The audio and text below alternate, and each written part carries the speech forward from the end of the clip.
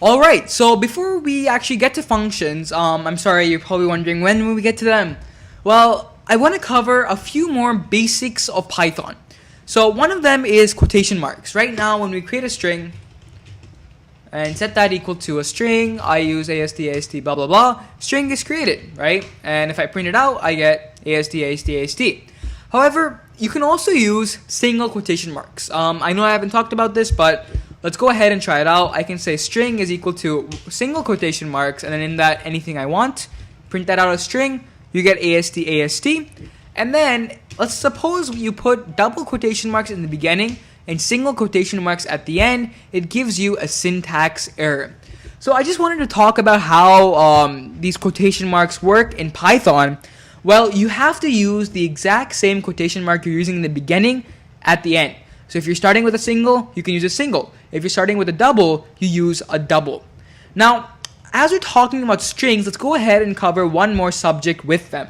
And that is that over here, for example, let's say I wanted to create a statement called like this. So, one sec here. It's a nice day today.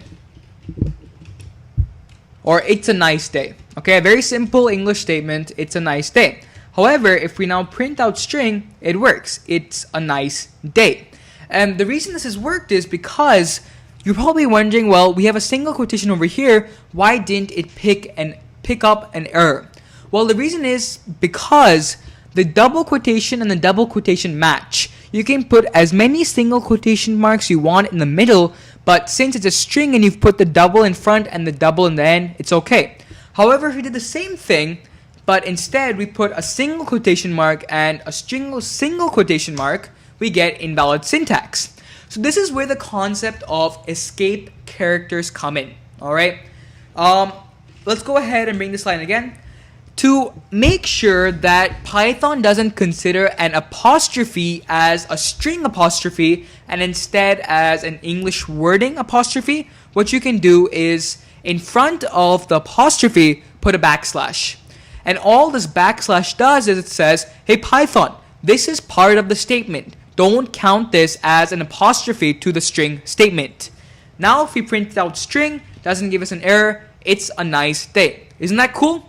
So this whole concept is called escape characters. Putting a backslash in front of the apostrophe so that it's counted as normal English text. Fantastic.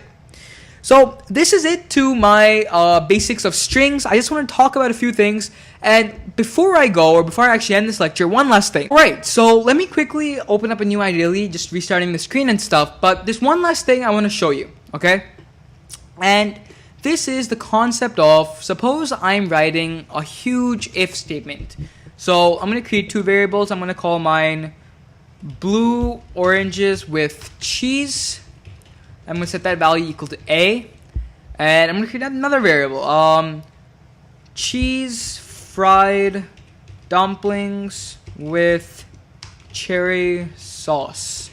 Set that value equal to B. So many times in coding, or especially with Python, you'll notice that as you're typing, your screen will take up a lot of the text and it'll go to the next line and stuff. So how do we get rid of that? For example, if I say if blue oranges with cheese is equal to cheese fried... I have no clue what I write. I'm sorry. I have no clue what I wrote. Wait. Let me just copy paste. Command C. Command V. Alright? So this works, right? There's nothing wrong with it. But it's long and it's confusing and I have no clue what's written. So what I can do is using a backslash, or wait, I'm sorry. Alright, sorry about that guys. Yes, it is a backslash. I'm not sure why it wasn't letting me do that, but now it is. So I can say something along the lines of if blue oranges is equal to, and then on a new line I can put in the two equals, and then on a new line I can say cheese fried whatever it is, and then put a colon. That would enable me to put all of this on 3 separate lines. So this is the whole concept of using these multi-line statements, right? Now, these multi-line statements can be used anywhere. For example, if I'm creating, like, for example, let me just bring this down over here, actually. So, one sec. Let me get the error going over here. Invalid syntax. Fantastic. So, I want to... One sec. I'm sorry about that, guys. So, over here, let's go ahead and get this blue oranges with cheese and this fried dumpling sauce. So, I use a backslash and it's getting... Okay, fine. I got you. So, I delete all of this. Use the backslash. Use the double equal to signs. Use the backslash. And then I say this cheese fried dumpling with cherry sauce. Command C. Command V. And now what I can do is I can just say print hello, else print hiya. So all I wanted to show you here is how you can use multi-line statements in Python to your advantage. So if your statements are going way off the screen and you don't like that and you want it to be more consolidated, more appealing to the eye, what you can do is you can use these multi-line statements to break up your code into nice, simple pieces like I've done over here. So, fantastic. We have talked about some different, basics of Python, quotations, multi-line statements, and escape characters. Now, in the next lecture, hopefully we'll get to functions. I'm not completely sure what's set for the next lecture, but I'll see you then.